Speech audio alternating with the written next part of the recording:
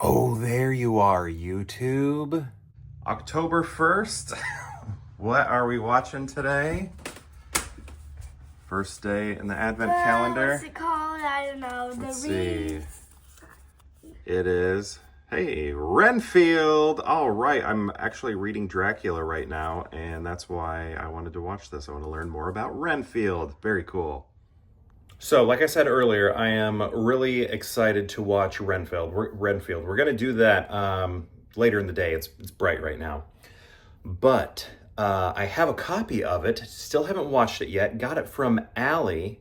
She was downsizing and getting rid of some of her collection because she was consolidating with Anthony and his collection. So, yeah, she sent Renfield my way. So this is going to be a first time watch. Really excited about it. Like I said, I'm reading Dracula right now, getting close to the end, just finished 26th chapter.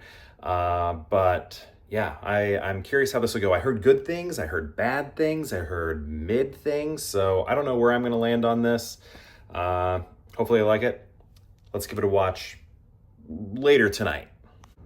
Okay, just it's nighttime now. It's night through there. You're seeing darkness. We're in the Tucci corner. Stanley Tucci there. Tucci's kitchen, Tucci's table. We are going to watch Renfield today. I already said that. But again, thank you to Allie for sending this my way when she was consolidating her collection with Anthony from Anthony's Horror and More. So she sent this to me, and look how crisp this is looking. Look how crisp with that slip cover there. Kind of has a metallic vibe there also. And look, I didn't know this. Awkwafina's in the movie. Awkwafina. So it's Nicholas Hoult, Awkwafina, and Nicolas Cage. Nicolas Cage looks to be playing the part of Dracula. And I believe Nicholas is playing Renfield. So I am hyped to see this. Because again, I'm reading Dracula right now, and it's just like on my mind, it's on my brain. So let's get to watching this Blu-ray of Renfield.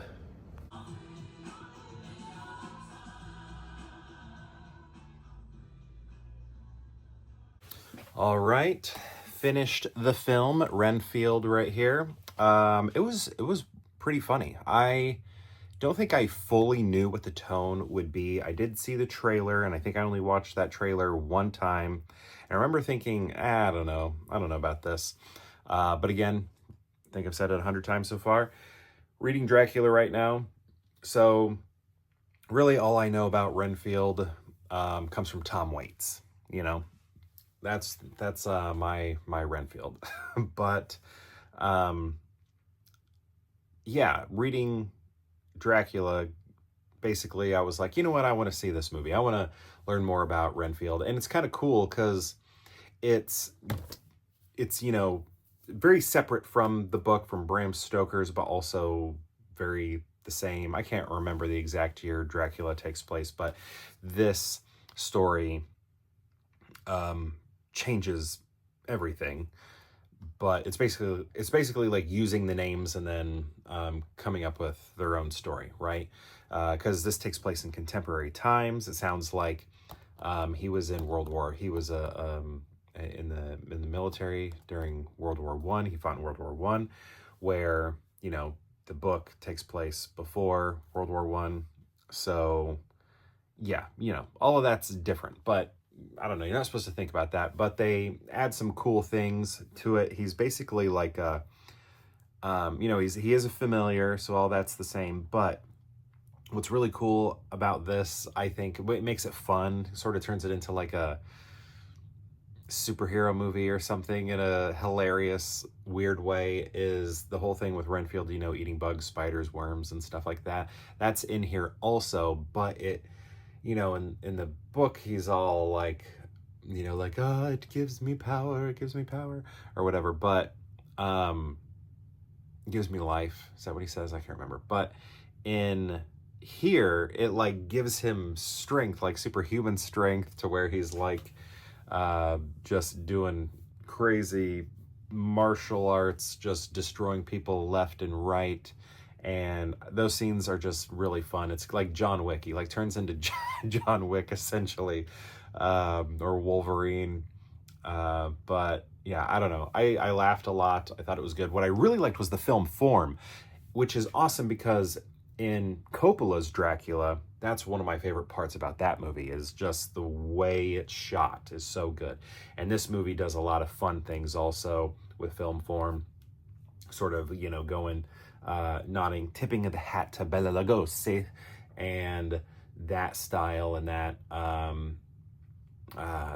and there's like a lot of fun editing in it as well that's going on. And then in the credits, well, yeah, also the credits are sort of done in like a grindhouse way, you know, like Tarantino and Rodriguez's grindhouse, where they are adding all of these things that make it feel like old film, and like the film burning and all of that. Like, I don't know, there's just a lot of cool editing, camera work that's very thoughtful and playful, and that is all very cool.